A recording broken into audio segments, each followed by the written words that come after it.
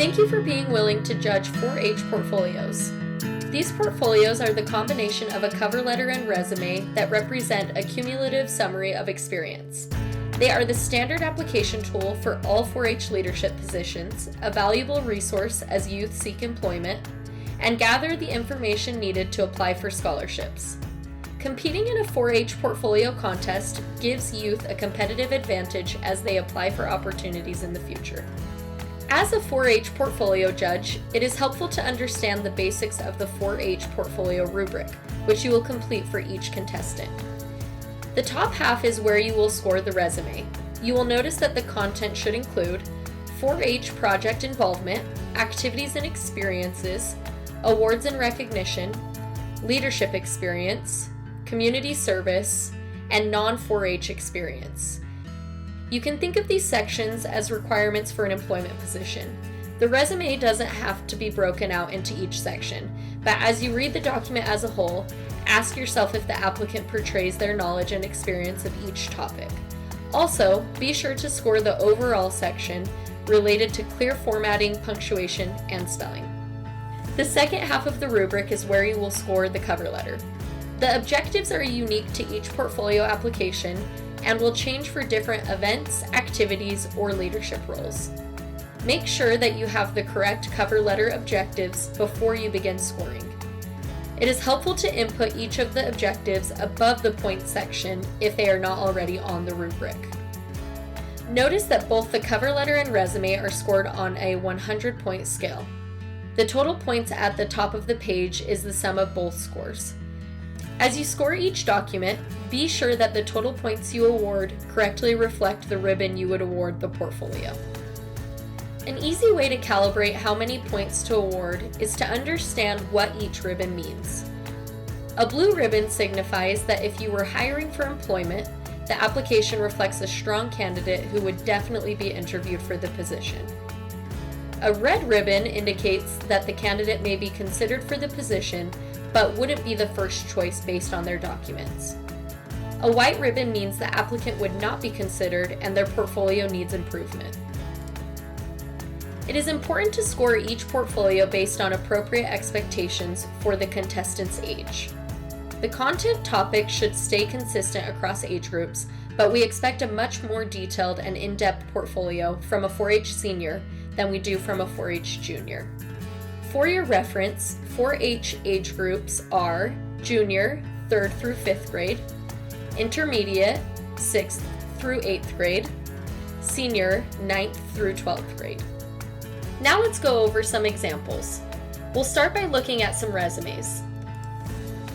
This resume would earn a white ribbon. You will notice here that this person formatted their resume in lists across the 2-page limit. In this instance, it looks like this person has participated in a lot of 4-H activities, but they haven't separated out the knowledge and skills they have acquired from their experience. They haven't shown how long they participated in each project or where they took place. They also haven't expanded on the content that is worth the most points. For example, you can see that they have listed they were an ambassador, but didn't explain anything about their responsibilities or role in the leadership position. They took up most of the space in their document listing awards and recognitions, which are only worth 10 points, and missed the opportunity to explain more about their leadership, which is worth 20 points. It would have been better to combine accomplishments to shorten the sections by saying 2015 through 2020 placed in top 5 at state 4-H horse show judged events. It's also important for applicants to write all parts of the resume so that it is easy to understand for anyone reading the information. For example, there shouldn't be acronyms to explain an accomplishment or event.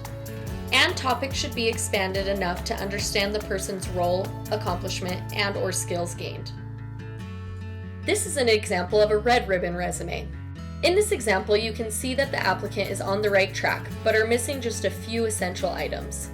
Perhaps they forgot a section of content or didn't explain enough about the skills they have acquired based on their experience. Many times we will see resumes where youth will list their accomplishments, but don't portray themselves as a hireable candidate based on the knowledge they have gained. Here is an example of a blue ribbon resume. This applicant has done a great job of clearly addressing all of the content and explained the skills and knowledge they obtained based on their 4-H experience. They have listed the dates and locations of their experience in an organized fashion. You can see that they have made the overall look of the document fit their personality and highlight their experiences while still maintaining a professional language. It is important to note that resumes should be unique, and 2 blue ribbon resumes can be formatted completely different as long as they contain the right information. Now let's move on to the cover letter. You can decide if you'd prefer to read the entire cover letter and then score the objectives, or look for each objective as you read through the letter and pause to mark the scores. You will notice that the overall section to account for formatting, spelling, and punctuation is worth 20 points, which is equivalent to one of the objectives. If you think of these portfolios again as a job application, you likely wouldn't hire someone who had multiple grammatical errors on their cover letter.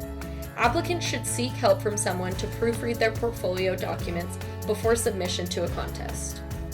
Here's an example of a white ribbon cover letter. First, you will notice they did not follow the correct cover letter format. They should have listed the name and address of who they were contacting and the date at the top of the page. You will also see that this applicant did not use professional language throughout the document, didn't address all of the objectives, and forgot to add their name at the conclusion of the document. On a red ribbon cover letter, you will see that the applicant has told more of a narrative about their year of life experience rather than directly addressing the objectives. The applicant could write in a more professional tone and provide the narrative to accompany their resume. Here is an example of a blue ribbon cover letter. In this document, you can see that the applicant has formatted the content correctly and directly addresses each objective by explaining how they are the best candidate based on the knowledge and skills they have obtained from a 4-H experience. They don't repeat their resume content, but use the narrative format of a cover letter to highlight and describe their qualifications. It may take you a little longer to judge the first portfolio or 2, but keep in mind that it should only take you 10 minutes or less to judge each portfolio. Youth depend on your feedback to improve their documents.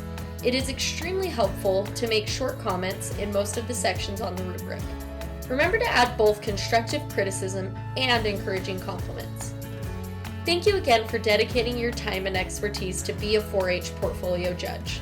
Your feedback is extremely valuable. Your guidance will help youth develop these documents and improve their lives in the future. Please feel free to contact us with any questions.